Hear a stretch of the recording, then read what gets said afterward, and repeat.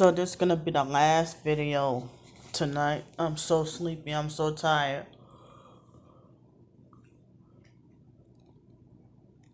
Excuse me. I'm sorry. So this video, I'm gonna talk about how the mentally slow, crazy biological family and other people use Aaliyah as a weapon against me. Well, she was my favorite singer for many years, but you know, I no longer follow her or a fan of her, but I still have unwanted thoughts about her. But this I'm talking about the R&B singer Aaliyah that died on me and my twin sister's 18th birthday, or supposedly. So anyway, um, it's like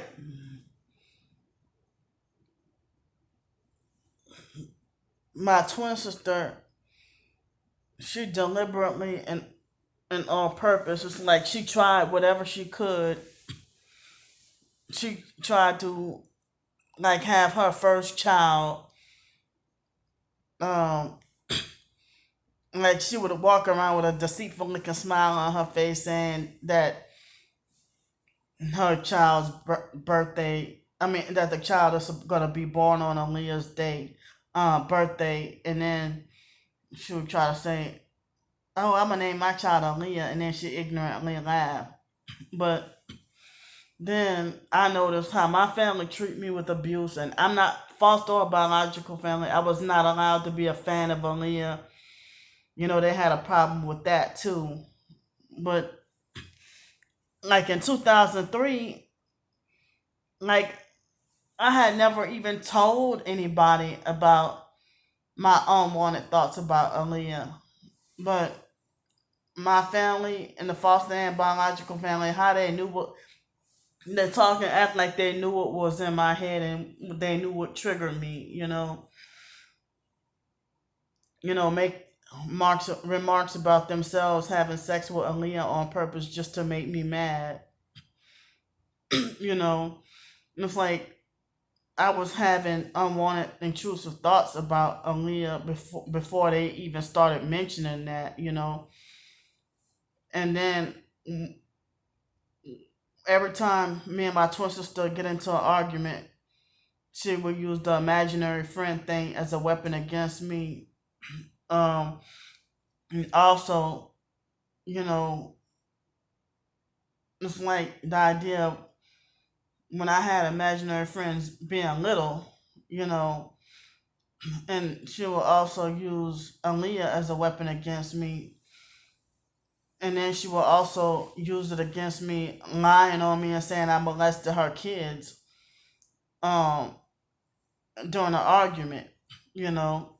So every time we get into an argument or an altercation, she has a new lie or a new rumor about me. And it's almost always revolve around, a new lie or a rumor involving her lying on me about her kids, and then aggressively demand that I quote unquote fess up to her lies. But I told the truth about her, um, you know, trying to force me to talk to the fake cult Bible class leader, and we had a big altercation, and she's still giving me the silent treatment. So I don't care to chase after her or ever contact her ever again for life, and I really mean it. Her or anybody else in the family. The day after our argument, and then dealing with, on our birthday. That's what Wyatt and retarded, dirty Wanda Wyatt and a retard Ramona. That's what they do. Wait till my birthday. Wait till our birthday to try to get money. Why you wait till my birthday to try to get money out of me? Do you know exactly what day that is? But then you want to lie and say that that's not our birthday. The family try to say that um they try to lie and say that um our birthday is not. They wait till after Aaliyah died to lie and say that our birthday is August 24th and not the 25th on purpose just to make me mad. And then when our birthday comes, they ignore us every year for our birthday. But then my twin sister herself distances herself from me and ignore me because that's the day Aaliyah, you know, was pronounced to have died. And then, you know, my twin sister would make harsh, cruel jokes about Aaliyah on purpose just to make me mad. And then it's like she would like one time in 2011, me and her got into an argument, and she said, "You go live with Aaliyah in her grave, you sick fuck." Trying to say, "You go live with Aaliyah in her grave, you sick fuck." That's something the foster mom would have said. But she took it 10 times worse and said, cause if you agree with somebody somebody against the foster mom, she'll get mad and you tell me, well, you go and live with them, and and you let's see what they'll do for you. Let's see if they'll pay for your field trip. Let's see if they'll pay for your prom. Or let's see if they'll buy you lunch or whatever. So my twin sister went and said, "You go and live with Aaliyah in her grave, you sick fuck." Told me that, and my twin sister would tell me, "You are sick," or she would tell me I'm sick and crazy. So anything that makes me happy, I'm not allowed to be happy. Even as far as back as elementary school, people would have an attitude about things that I like and things that make me happy. You know, so even in elementary school, I was always excited about our birthday. But it's like, I know if I were to go to Texas and spend, I'm forbidden and not allowed. It's like my twin sister has like an invisible restraining order against me, like an invisible restraining order because it's not a formal restraining order. I'm forbidden or not allowed to go near her, and we're twins, and I'm supposed to be treated like this stranger. You know, but the biological family wouldn't have known about me feeling emotionally weak about Aaliyah unless she told them, and she admitted that she told the family about all my weaknesses. So my family members, like my fake slutty cousin whore Rebecca, and like she mixed her baby daddy's name and Aaliyah's name together on purpose just to make me mad. And then my niece Hellface Ugly Monica mixed her name and Aaliyah's name on purpose just to make me mad. And then Rebecca's dad's side of the family, like my Aunt Yvonne's husband's side of the family, like Rebecca's cousin, which is retarded drunk Daryl's nephew, Kenneth Jr., named like Kenneth named mixed his child's name with Aaliyah's name, and I mean mixed his name with Aaliyah's name, and it's like wow, and a couple other family members I can't think of who or even friends of the family even doing mix their name and Aaliyah's name on purpose just to make me mad, you know, and so I mean I'm talking about growing up and using things that make me happy against me. It's like they tried whatever they could. It's like they tried to. It's like they wanted. They tried to turn me away from Aaliyah and try to like they wanted me to hate Aaliyah so much. Well, everybody make says stuff about Aaliyah to try to make like she was this perfect angel, and they making like as if Aaliyah. They wait till after Aaliyah died to make like she was just a perfect human being. But if you hate me, you're not perfect. So it was a shock to me that Aaliyah's brother Rashad was abusive and mean towards me. I'm gonna have to entitle this video differently because I don't want Aaliyah's so-called fans to, they don't know about this targeting and gang stalking. So I might get attacked even worse and called really fucking crazy. You know, I might get attacked worse and called crazy.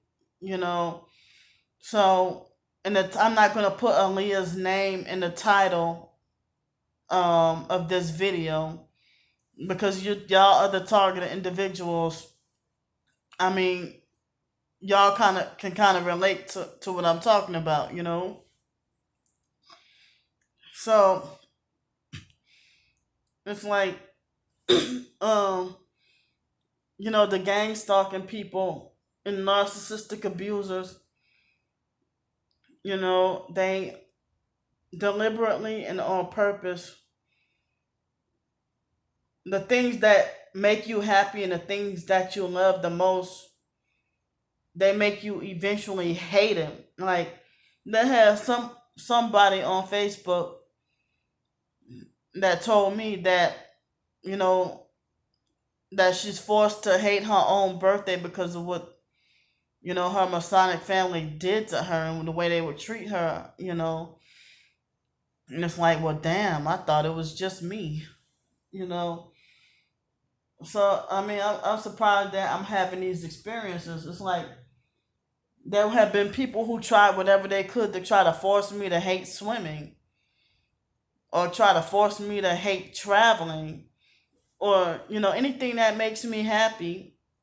They try to, manipulate or force me into hating what I once loved, you know.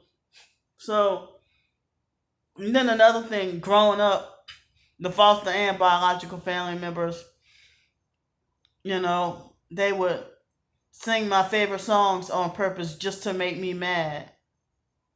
You know, they would use and on purpose to try to turn me away from liking that song. Or if I try to listen to that song and enjoy it, then their face and name will be violently, forcefully unwanted and intrusive in my mind. You know, um, it's like, let me tell y'all this quick story. The Waffle House that's near the Greyhound station. It's like, I wonder. I mean, I went up in there waiting for the bus last year when I was new to Pensacola and had to go back to New Orleans to get my birth certificate and a few things. And so they had this white guy.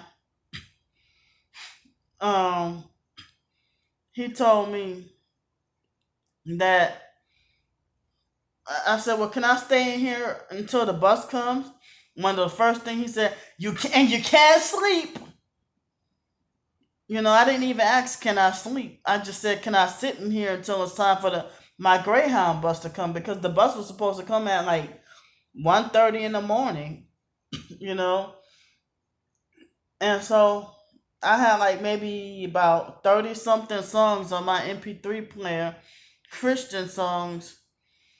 And then, I played a few on their jukebox. I played a few secular songs. And so it's like I played a few songs from the jukebox, and all my favorite songs. It's like the white guy who was supposedly the manager at Waffle House. Him and these people were complete strangers, knew nothing about me. But every song that I knew was my favorite song, I didn't even tell them this is my favorite song or I like this song. But it's like they had a in your face kind of deceitful looking smiling on their face, like singing all my favorite, all my, like, I guess from that night on, I backslid and went back into listening to secular songs. And ever since then, been going back to listening to secular worldly songs. And I guess it's got a strong hold on me, and I need to go break away from doing that. So I mean, ever since that night, I was bored, and I was mad because they were singing all my favorite songs on purpose just to make me mad. And there was the point in time I would hear these secular songs and then feel an aversion to them. Me being a Christian, but then I guess I relapsed or backslid. And it's like, how the hell do they know exactly what my favorite songs are? Then I didn't even say, well, fine, I'm gonna play songs I don't like. Well, it's like, well, they were singing my favorite songs on purpose just to make me mad, and then I started to play songs that I don't like or that I don't care about. Then they acting like they didn't care, and they acted uninterested. And it's like, you a white guy, and what the hell you know about Usher, you know, and you know all the lyrics to these R&B songs. So I didn't realize then that they were gang stalking perps, you know, who must have knew what was in my head and knew right on cue, right on the second, like as if their brain is synced with mine or something. So then, fast forward to our birthday, um, the day after me and my twin sister's last argument, last time I ever heard from her. And so, at a different Waffle House, the one downtown, there was the hardcore butch, a brown skinned black hardcore butch man dyke that's way younger than me. She look like she's in her mid 20s. And how they let her be the manager? She's immature, but she's a dyke. And it was our birthday, so I was playing some Aaliyah songs and some other favorite songs that wasn't Aaliyah songs.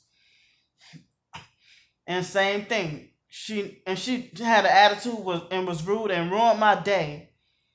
You know, and they cheated me out my waffle that day by the fact that I told them I wanted the waffle fresh and hot. And it was a white guy, tall, skinny white guy with glasses. When I told him I wanted the waffle fresh and hot off the grill, I mean off the griddle or whatever. And I remember that foreign lady a few months ago before the coronavirus hit. They were playing games with the grits and stuff.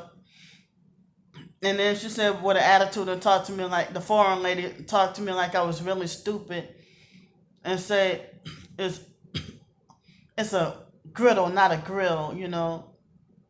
Well, okay, the griddle. Well, fresh off the griddle. And so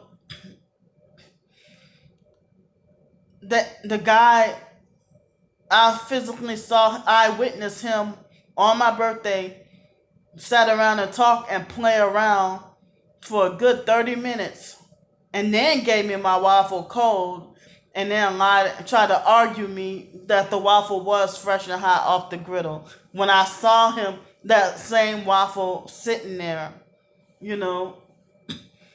So then, I mean, I caught myself trying to treat my own birthday special by trying to have a steak breakfast and went nearly broke with the last of my money because our birthday is at the end of the year, August 25th. And so by our birthday being at the end of the year, um, I never have enough money to treat myself. Like even when I'm not homeless and have a place, I be by the time of the 25th of the month, I be having like $3 for the rest of the month, and when I have food stamp, like $3 in cash for the rest of the month to use for laundry, and no food stamp money at all. And that would happen just about every year. So um, it's like so that dyke when we like she would sing along to Aaliyah song. I mean her songs and other songs that I like, but then again I start to try to play songs that I didn't care for, and then she stopped singing, just like they did at the other Waffle House. So I'm like, well, this is the last time I'm gonna do that again, you know. And even my own biological family and foster family, sing my ever since I was a little kid, sing my favorite songs on purpose just to make me mad. I didn't realize it was them being evil. It made me feel like I was wrong, because you sing my favorite song and then I play that song like 2 months later, and then you hurt my feelings or treat me mean, and then all of a sudden your name and face is violently, forcefully, unwanted, and intrusively in my mind the whole time I'm playing that song.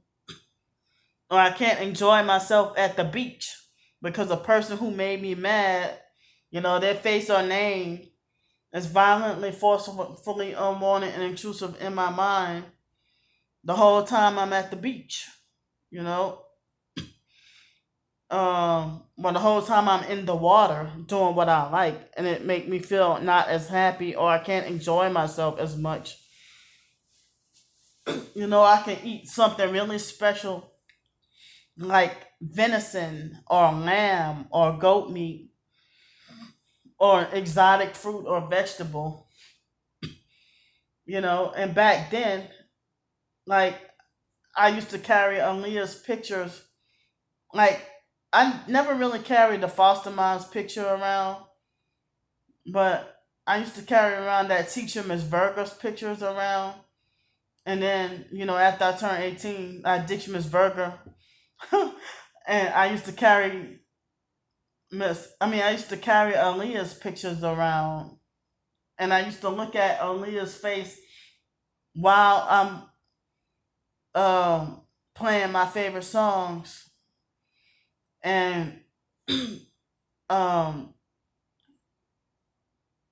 you know, and still I could be looking dead at her picture, and still the other person's unwantedly pictured in my mind. You know, so I would still have to, even when I had my car and was driving and listened to my favorite songs, I felt like I would have to look at Aaliyah's picture while I'm listening to my favorite song. That was like an OCD ritual. But I didn't realize all that was considered idolatry.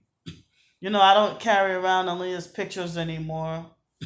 You know, um, so I don't know. It's like I'm still trying to transform the renewing of my mind and try to change my mind from all of this, but my mind's still being like daily like attacked with the unwanted thoughts about Aaliyah. You know, and then even the mental health people have used that against me. Like when I mentioned about the unwanted, intrusive thoughts, uninvited thoughts, and I didn't realize it was a perp. It was the day before our birthday in 2007. They tried to get me locked up in a mental hospital as a birthday punishment, and I didn't realize that it was a perp. The white lady at MHMR in Denton, Texas. Her name, she was a psych nurse named Kathy, and she deliberately and on purpose twisted my words, and I didn't know she was a gang stalking perp until just now I realized. And when I told her about my unwanted and intrusive thoughts, her and also another psychiatrist in New York, they twisted my words and flipped everything around and falsely accused me. They tried to lie and said that they were that those were sexual fantasies that I would like to fulfill. And so when I got angry and stuff like that, they used that to justify trying to get me locked up in the mental institution, when I told them clearly that I had no sexual desire or feelings about Aaliyah or anything like that. It's just I would have these bothersome, unwanted thoughts. And the problem was perps putting this in my head, you know, probably even back then, the unwanted, intrusive thoughts about whoever is angry. whoever I'm angry with, or whoever I'm feeling nervous or anxiety about or worried about. Have no those unwanted thoughts. Well, yeah, that lady, Miss Kathy, tried to falsely accuse me, and she lied on me and said that I said it, and then she laughed and thought it was funny and falsely accused me. And it's like in 2007, I was turning 24, and I was wondering, my twin sister included. It's like, why is everybody part of a conspiracy? Well, I didn't even know the word conspiracy back then, but come to think of it, it's like, why is everybody part of a conspiracy to have me locked up in a mental institution as a birthday punishment? In 2007, it's like everybody was against me and everybody tried to set me up on purpose to get me locked up and make sure I was institutionalized for my birthday. But I didn't realize that's what these occultists and witches and stuff that they do. I mean, I wasn't woke to the truth back then, but that's what they do. They want you to be locked up in a mental institution, a mental hospital, you know, or they want something bad to happen to you on days that's supposed to be the most special for you. I'm surprised that I'm transparent enough to vent all this and admit all this and talk about all this, you know, because people take me the wrong way and twist my words on purpose. And I didn't realize they were gang stalking perps even then, back then, you know. So it seems like they said that sometimes the gang stalking is specific towards the target and their likes and dislikes that they try to manipulate, you know. So thanks for listening. And I hope y'all understand what I was really trying to say. And don't take me the wrong way. Bye bye.